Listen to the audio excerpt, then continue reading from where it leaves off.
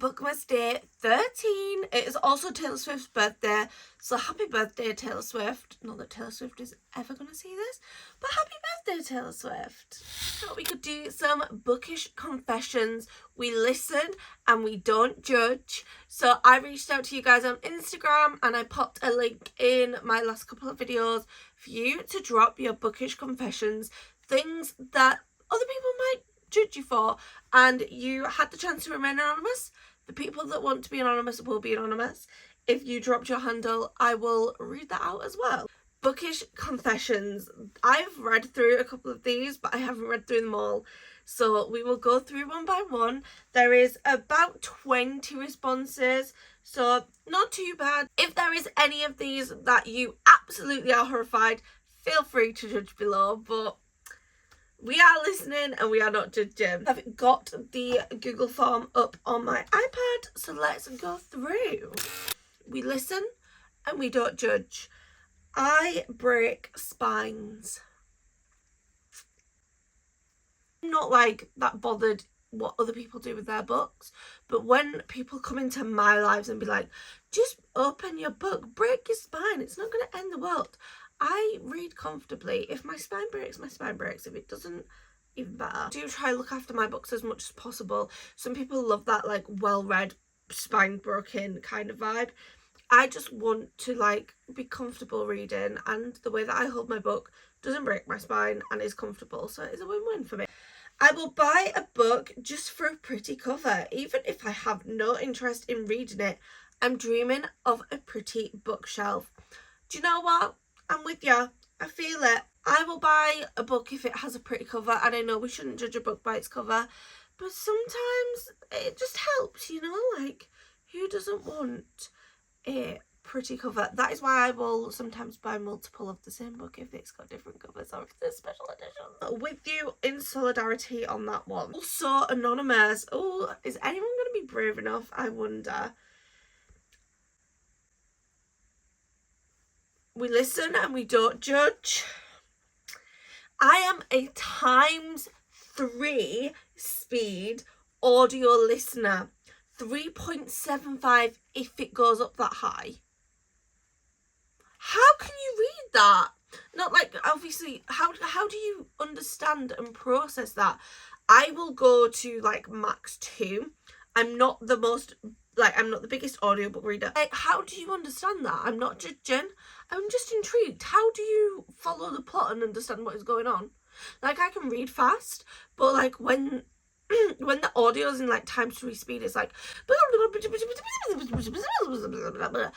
can you possibly understand? This is Shannon. So we have someone who is brave enough to share their name. And Shannon says that she used to read 5 books at once and get mad at authors for not making books memorable enough. That's valid. Sometimes it's easier to be like, oh, I don't even remember what anything was happened. But if you're not giving yourself time to process what is going on, how are you going to remember anything? Like, if you're just literally flying through books, or you've got like 7 on the go, I think the max that I normally try have on the go is 3, and that's if I've got like a Kindle or physical. And then if I can have 2 physicals, but they have to be very different. So for example, I could have a romance and I could have a fantasy, but I couldn't have like 2 big fantasies that I'm actively reading at once. Like, I couldn't. And then my Kindle read I can separate because it's my Kindle read, you know. 5 books, Shannon. Oh my gosh. Hopefully you've toned that down a little bit. This is so boring, but sometimes if I read a series and I haven't finished one that month, I will still add it to the monthly template so they look pretty together. Just pretend it was finished in August, not September, for example. I get that. I get, like, you want the aesthetic of it. And if it's like a couple of days after, who actually cares? Let's be honest. Like, nobody cares. I get the vibes. I get what you're going for. You want it to be like that whole series to be in a line together. You don't want like 3 books of that series and then 1 random book. I understand it. I used to struggle to DNF books, so even if I hated it, I would have kept going to the end, and then I'd obviously rate it low, even though I knew it was bad, and I knew I hated it, but I'd feel like a failure giving up. This is the thing, like, life's too short to not DNF books. If you are thoroughly hating a book, and you, like, it's not worth the slump at the end of the day. It is not worth getting yourself in a slump for a book that you are not enjoying. Not every DNF has to be like an immediate, like, end of situation DNF. And if you're just not enjoying it, there's just no point. You feel more guilty DNF a physical book. A Kindle book I will completely DNF. A physical book I probably tell myself I'll come back and read it. Except window shopping. Never going back to that shit. I know who said this. I know who said this, but they haven't put their name, and they did say that I could say it, but I'm not going to. I've definitely made out I've not liked a book just to piss people off who are obsessed with it. Do you know what? I've downplayed, like, my enjoyment of a book. If somebody has pissed me off who loves that book, I'll be like, it was alright, it was fine, it was nothing special. Sometimes I genuinely feel that way though, so it is hard to tell. I'm here for it. I'm here for the painters, because there's nothing worse than when you absolutely love a book and someone's just like, yeah. Ooh, if the cover is ugly, I won't read the book. Ugly in what way? Like, that is the definition of judging a book by its cover, but we're listening and we're not judging.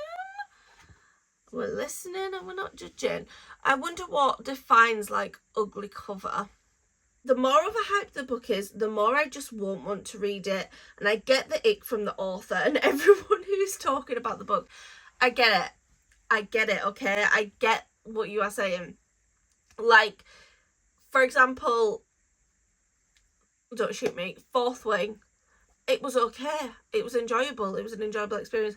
The hype, and then the author, and then the people who are obsessed with the book give me the ick and made me not want to carry on with the series. Yeah, I think if it's not something that you're going to enjoy, definitely. But if it's something that you feel like you're going to enjoy, it could be worth the hype and you're missing out. Okay, next one. I will drop my whole life's plans just to binge a series on Kindle Unlimited. Brackets. Proud of that one, to be honest. And do you know what? Valid. This one is Sam. Sam.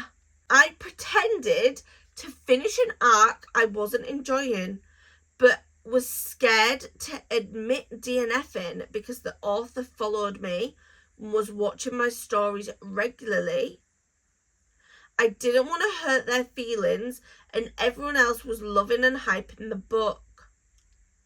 I want to know what book it is, unless it's one that I love and then I don't want to know. That is a good confession. These are the confessions that we need, like the juicy ones. That is very juicy. I wonder what the arc was.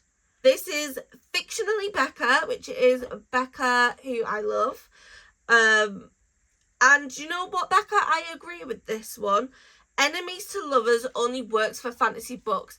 And I do love a good enemies to lovers style romance, but they're never true enemies. Like, I'm talking enemies like, I want opposite, like, kingdoms. I want, like, the bad side and the good side, and true enemies to lovers, not just like slight dislike to lovers. I get it. I don't know if I can say this one out loud. Oh my god. It is anonymous, but I think I know who has put it. Throne of Glass was way too long and not good. Bye. I've only read the first book and half of the second book of Throne of Glass, so I cannot comment just yet, but I know that that one is going to hurt a lot of feelings. But it's okay, guys. We listen and we don't judge. I mean, feel free to, like, absolutely go ham in the comments. Moving on. before, yeah. Okay, this is also anonymous. When I have read a book, I either sell it or donate it. I really dislike having piles of books that I'm never going to reread. There is a few exceptions, but I've kept like max 20 books from my favourite author. Too much clutter makes me feel anxious and uncomfortable. That is fair. Like, I like to keep my books as little trophies, and even if I don't reread them, but I just like having them as like little trophies, you know? Like, I get that that's not for everyone, and if it makes you feel anxious and uncomfortable, then that is fair, that is valid. Like, everybody's feelings are valid. I'm really happy you made a booktube. That is so cute. That is adorable. Obsessed. Next, we have one from Cozy Sabi, and if you don't follow her on Instagram, oh my god, and TikTok, absolute vibes. Turns out I'm not a big fan of romantasy for the most part. That is interesting. Especially, like, I thought that she would be very, very romantasy vibes. Is it more fantasy or is it more, I don't know, I wonder. And then she's also said that she breaks her spines in paperbacks. What's with people breaking spines today? Next one, we have I crack the spines of my books on purpose. On purpose? Oh my gosh. Criminal! From B, she has said, all of my books are now in perfect condition. However, I've had to replace my entire teen/YA collection because they literally fallen apart with how I used to treat them. No covers, missing pages, spine disintegrated. What were you doing, girl? What were you doing with these books? I mean, I'm glad that they're now in all good condition, let's say that. She's also said, right now, I prefer hardbacks to paperback and Kindle.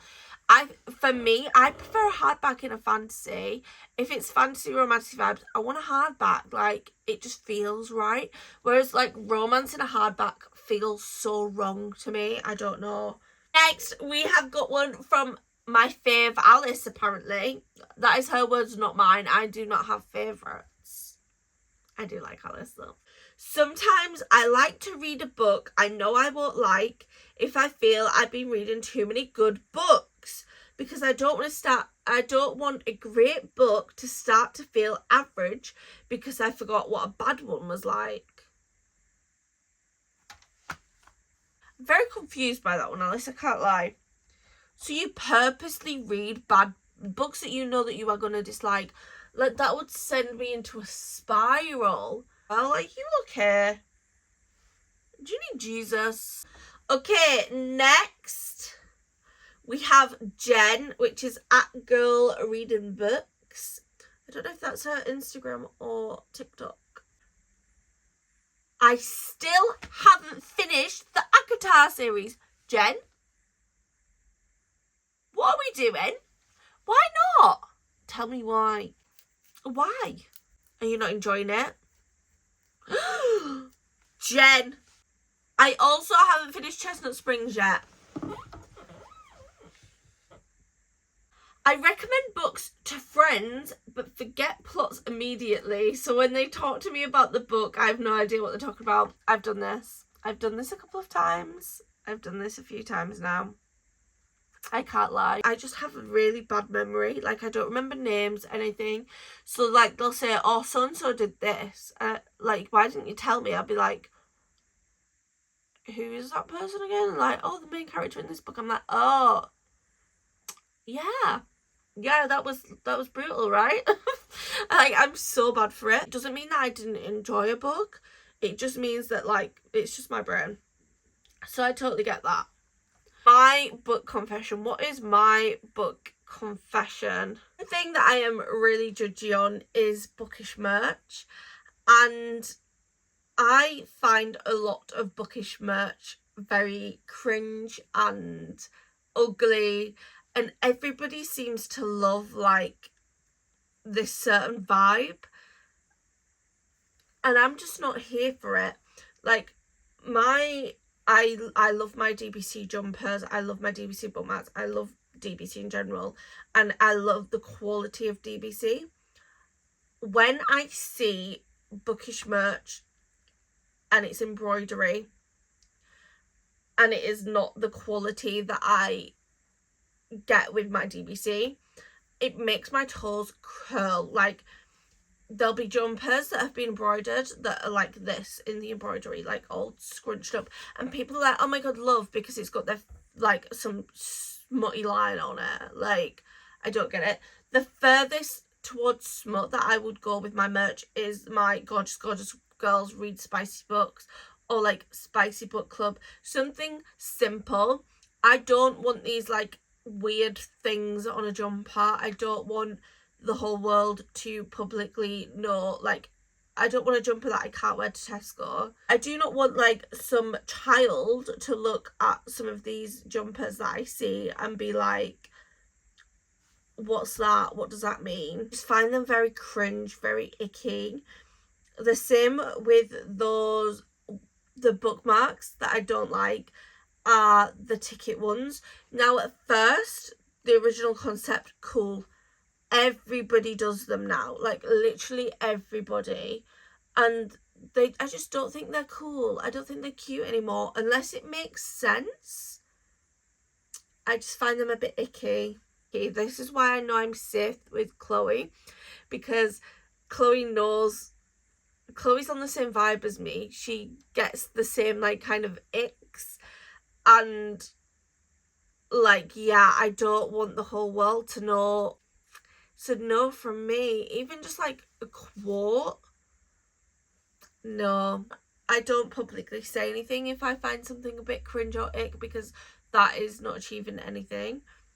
But yeah, a lot of Bookish merch and Bookish things, especially related to spice, really creep me out, and I find really grim and horrible, and I would love to just burn them all. Is that even a confession, or is that just me being horrible? I don't even know. Let me know if you agree below. If you have any confessions to make, feel free to leave some in the comments. If there is any confessions that absolutely you are horrified by, feel free to let us know as well. Thank you for watching. Thank you for subscribing as well. If you haven't subscribed, please press the subscribe button below. And I'd love to do a part 2 of this sometime, and maybe I can think of a better confession.